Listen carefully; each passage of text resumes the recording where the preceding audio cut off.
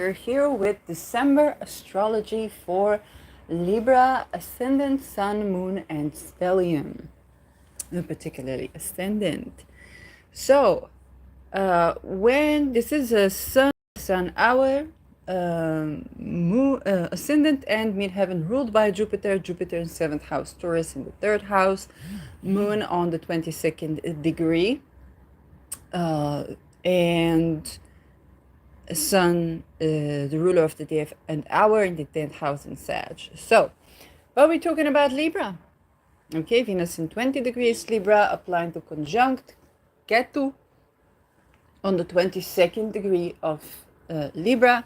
So prepare your anti-assassination. It is a half joke, okay? So for some of you, it's going to be more meaningful, for some less.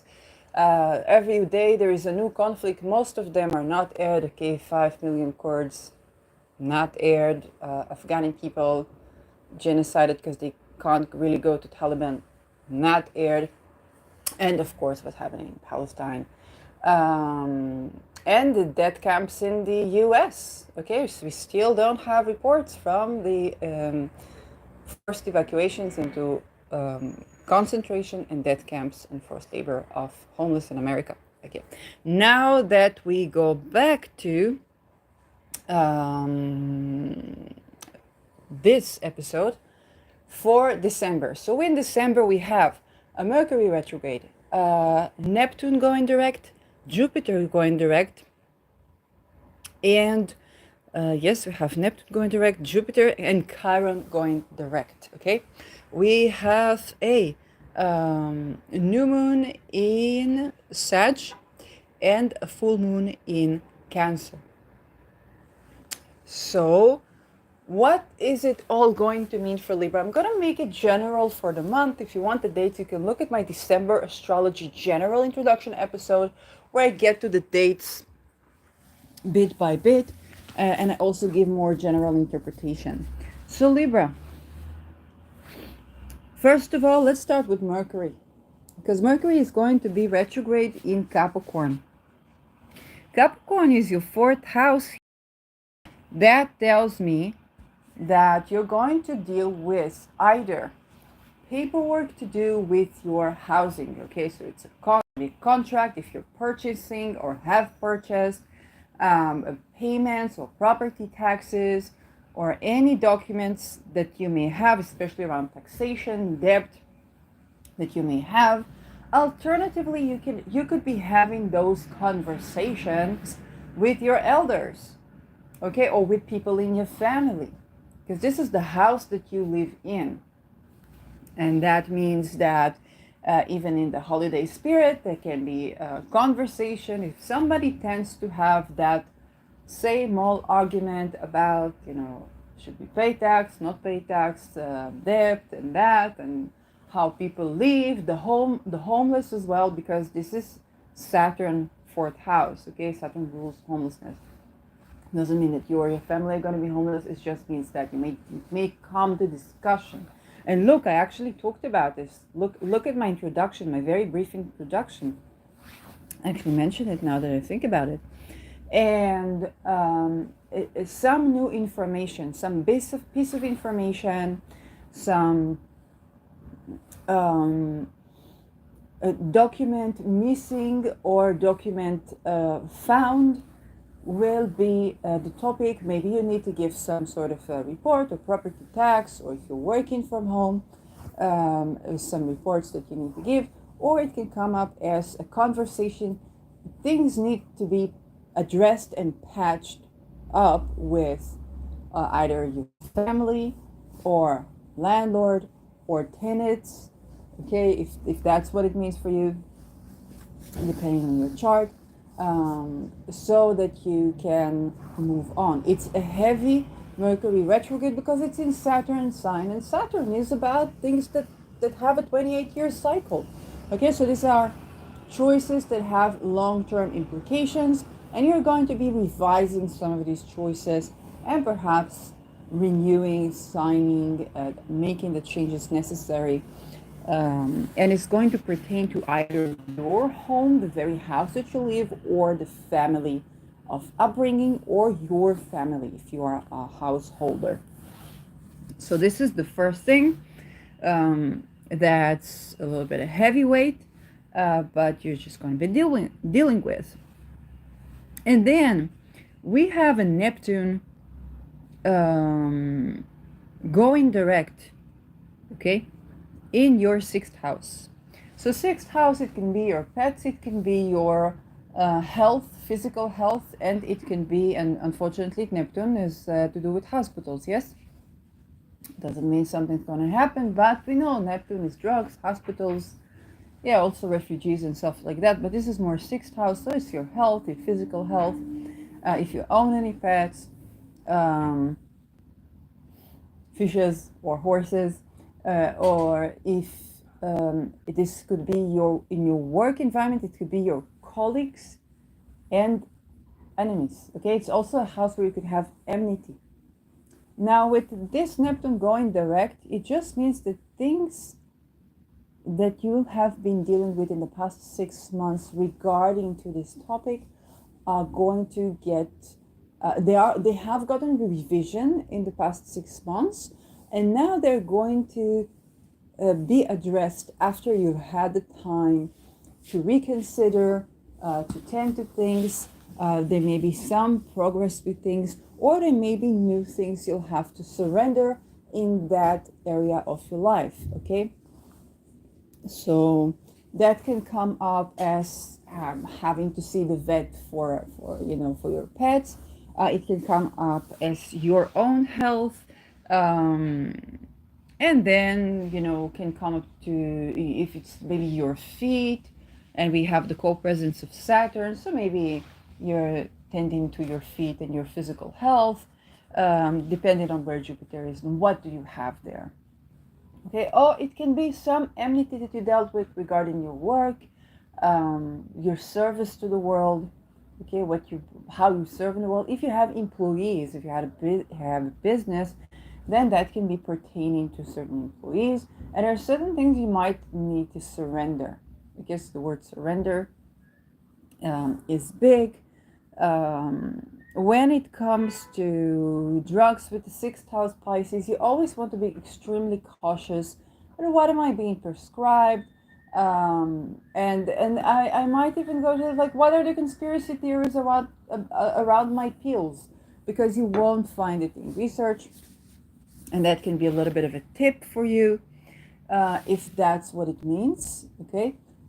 So you might be rediscovering, let's say you did, a booster shot, and now you're rediscovering that, hey, my doctor will never tell me if there is some connection between this and my menstruation, or my endocrine system, or my sperm count.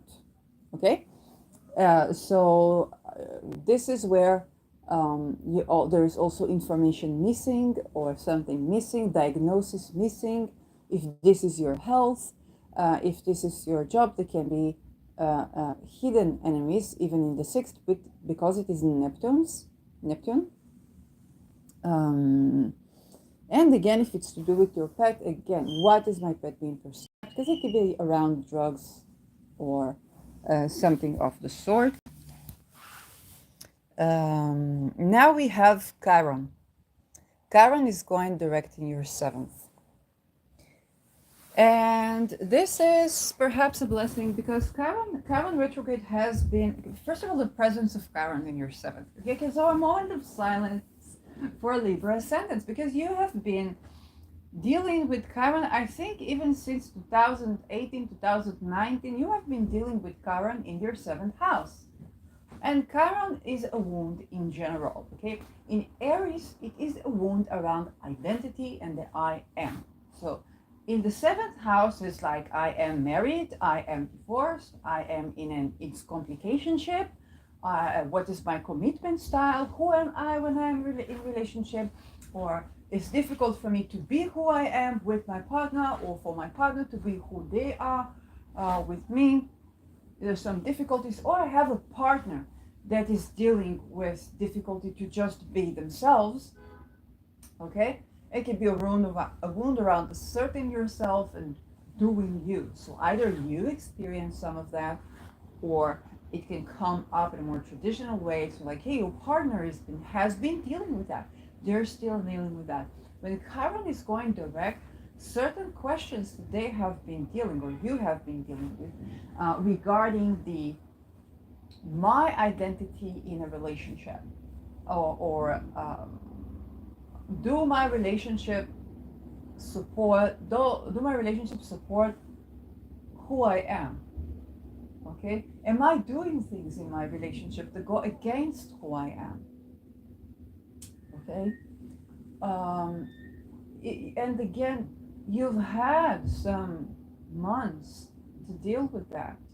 Now it's gonna be those questions, but now you have some different answers, and your partner has some different answers. Okay, so you're gonna be touched again, and every time something triggers it, whether it's the moon, whether it's a personal planet. Okay, Venus recently was opposing Chiron. Okay, and now there's just this wound that you are addressing,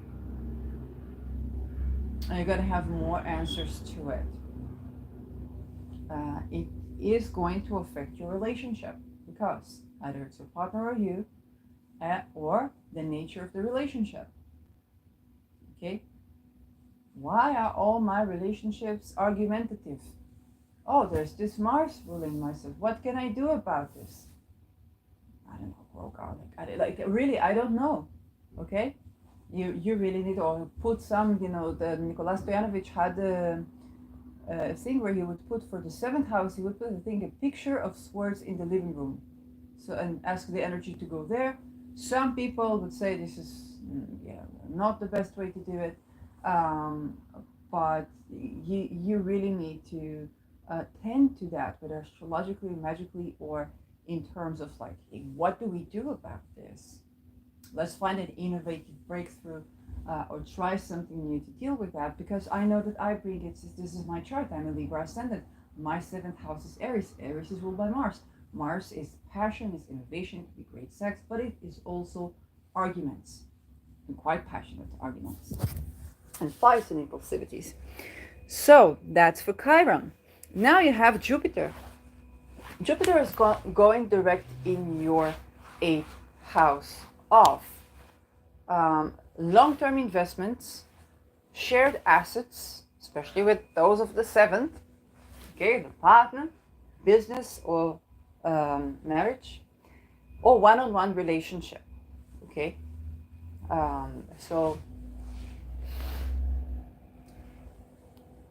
And shared energy, okay, shared assets and shared resources, which is also energy. 8th house is also a house of that is hidden. It is both in the connotation of taboo topics, and it's what we swipe under the rug, but it is also occult studies or hidden sciences, okay, or psychology. It's when we look beyond matter to get to the heart of the matter. And Jupiter going direct is basically going to go over the things you've dealt with. Okay, it's probably not that you're going to be dealing with something new here that's going to come up, unless it's something new is a solution. But it's like, hey, in the past 6 months there were some questions around inheritance, debt, long-term investments, which have to do with debt. Let's say you take a mortgage, right? Shared assets. Energy experiences that I've been having, like if you're having astral sex or something like that, or astral projecting as well. It's one of the houses, okay? Or things that I just swiped under the rug. Then now, if you think, what were these things in the past 6 months? You will know that now you're going over them, but you've had time to process them, okay? And Jupiter does tend to magnify. So although Jupiter in Taurus is kind of like, hey, bigger fruits, I had great, beautiful, big fruits this year, but this is also, if it's 8th house, if there's a problem you swipe under the rug, Jupiter is just going to make it big until you cannot ignore it. So part of that is like shadow work or holistic healing. But hey, the part where your problems get bigger and bigger, or debts get bigger and bigger, is not a pleasant experience to have. This is why we associate this with traumas. So Jupiter does magnify things, but now you are more ready to deal with those magnifications because it went over these degrees of Taurus. Okay, now it's just going to go back and you can move forward on the topic. So again, remember our goal, remember our guide, 22nd lunar mention. All of these things are standing for you to petition, to find your way to do the magic with them. Okay, because what I'm going to say is what somebody else is going to say different, and everybody has their own approach to do these things. But these are three beings that have a goal, or better per se, in 25 degrees Taurus, and we have Al-Qaeda, and we have 22nd lunar mention, I believe, too, that address any issues of this Uranus-Jupiter meeting on the 22nd degree of Taurus later this April. So I'm giving you the lead now so that you can begin to address this now. Anything more about this Jupiter?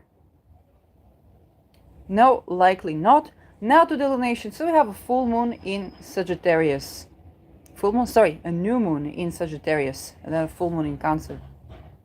Right, we're gonna have full moon in Gemini soon, and then we have a new moon in Sagittarius. So the new moon in Sagittarius. Sagittarius is your third house. Okay, there's some new beginning around your third house, and third house, it can be something to do with your siblings, something to do with if it's a business that you have and you're doing like the daily tending to it, can be like the daily vlog or sessions that you have that are not one-on-one group, or the errands that you run, or your neighborhoods, or your neighbor. Those are the topics around which you can have something new that's coming up. And this something new that's coming up can be conflictual, because we still have this Mars in Sag. Mars is still going to be in Sag. And not only it's going to be in Sag, it's going to square Neptune. So you apply to square Neptune. So you kind of get this crisis. There can be some crisis, there can be some loss, okay, around this new moon, and it's the beginning of something. So something you're gonna be dealing with for the next 6 months or a year, and that can be around topics of freedom, okay, arguing with your sisters around freedom, or around children, or some sort of philosophical argument, or you're required, or something that you if you're the type of person that goes to church not every Sunday but like every day, or goes to the mosque, or goes to the synagogue, or whatever, then it can be something that happens there by the merit of this connection between the third house here.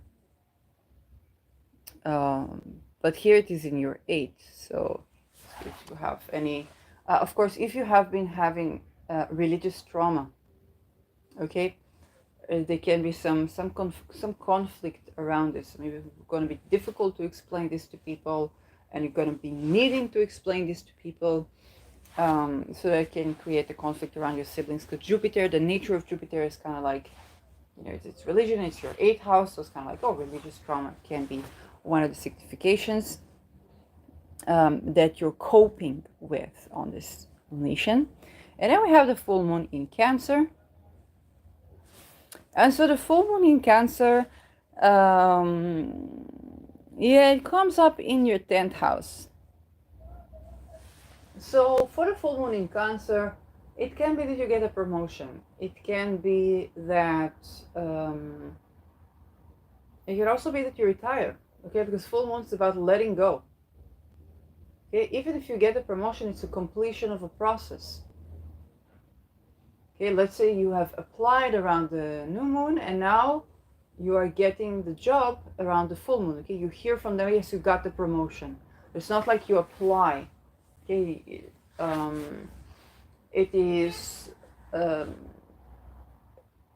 releasing something. So if you have some baggage that you want to release with your parent, with you as a parent, there's also that one.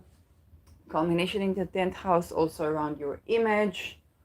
Okay, so, and then Cancer is like where you feel safe and so on. So feeling safe in the public eye, or feeling safe about your image, or letting go of, somewhat letting go of how other people see you can also be one of the significations of this particular lunation for you, simply because it's a full moon in your 10th house. So be prepared to let go, and it's a sweet release, because even if that was troubling, or even if somebody said something or what, then eventually it's kind of like, this is a sweet release. I'm letting go. I do not control how you see me, and this is, or what you project on me. Okay, because this is the moon. Moon in the 10th house is you're receiving the projections of the people on who you are as a public figure, and it can touch you emotionally, because we tend to internalize with the moon.